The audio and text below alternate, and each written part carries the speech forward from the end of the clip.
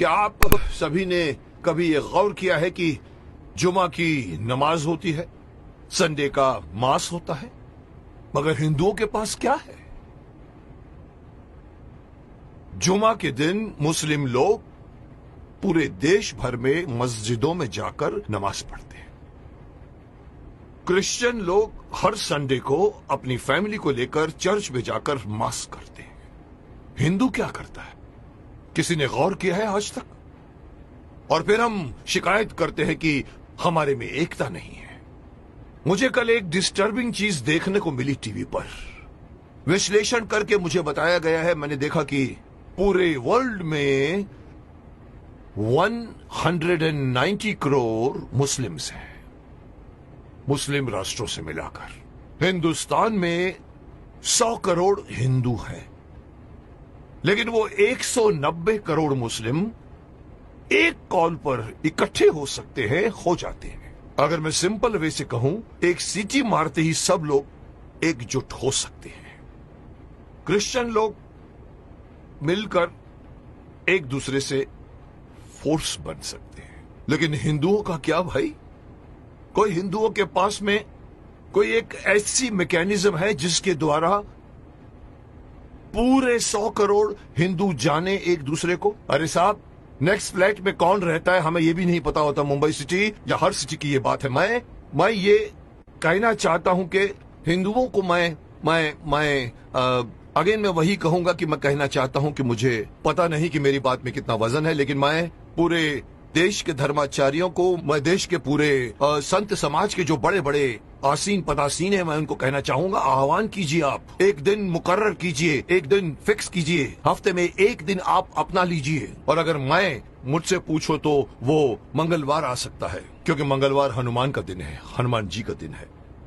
एक दिन मुकर्रर कीजिए, एक दिन फिक्स कीजिए, जिसमें पूरे देश भर के लोग अपने अपने इलाके के मंदिरों में जाकर 1 घंटे के लिए बैठ जाएं। क्या करेंगे आप लोग बैठकर? मुस्लिम लोग नमाज पढ़ते हैं, क्रिश्चियन लोग उनका एक अपना सिस्टम होता है, उनके फादर बोलते हैं। आप लोगों को, हिंदुओं को, कोई सिस्टम बनाने की कोई जरूरत नहीं, कोई आरती नहीं, कोई पूजा नहीं। आप ओमकार नाथ का जाप कीजिए। ओम, 1 घंटे तक पूरा, जितने भी लोग, चाहे 50 हो, चाहे 100 हो, चाहे 200 हो, एक साथ मिलकर 1 घंटे तक आप ओंकार नाथ का जाप कीजिए। दूसरा ऑप्शन मैं दे रहा हूं, ओम नमः शिवाय, ओम नमः, इसका पाठ करिए आप 1 घंटे तक, या फिर गायत्री मंत्र का जाप कीजिए।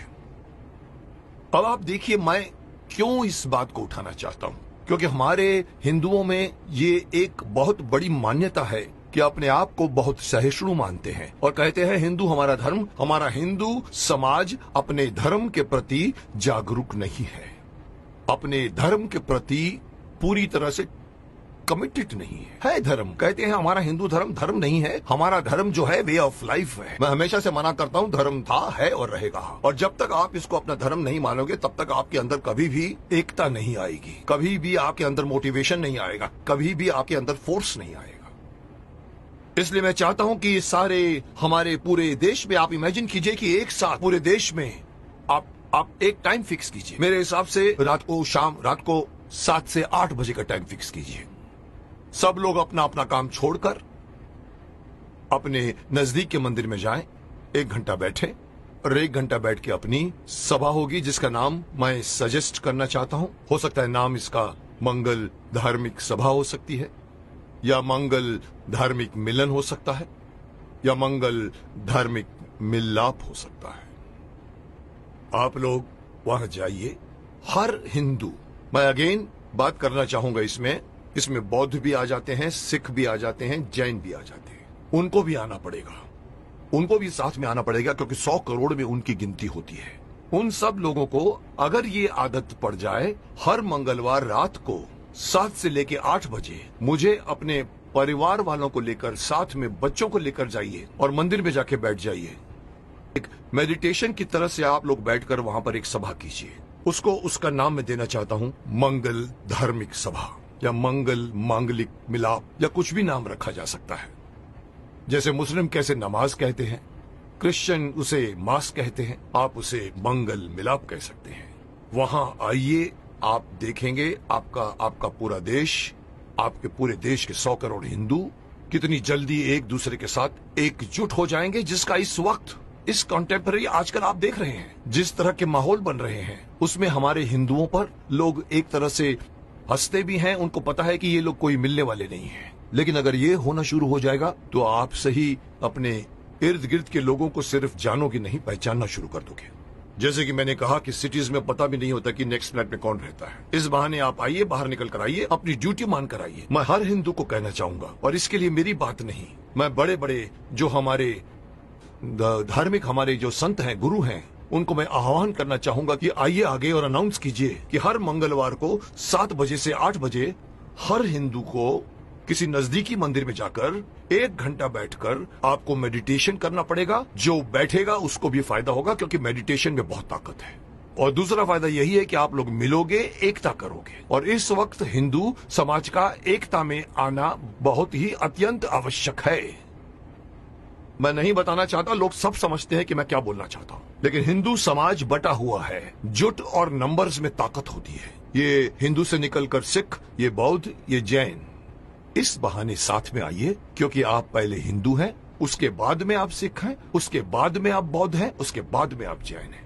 मेरी एक छोटी सी गुजारिश है कि मैं अपनी तरफ से सलाह देना चाहता हूं कि देश भर में कुछ ऐसा कानून बनाया जाए। ये कानून के दायरे में हो या पता नहीं धार्मिक दायरे में हो, लेकिन ये किया जाए, और तब जाकर दोबारा कोई ये नहीं कह सकेगा कि 100 करोड़ हिंदू बटे हुए हैं। क्योंकि हर मंगलवार को एक मांगलीय रूप से मिलते हैं और एक दूसरे के साथ आप बातें कीजिए, मिलते रहिए, लोग एक दूसरे को पहचानना शुरू कर दोगे, जो कभी नहीं करते आप।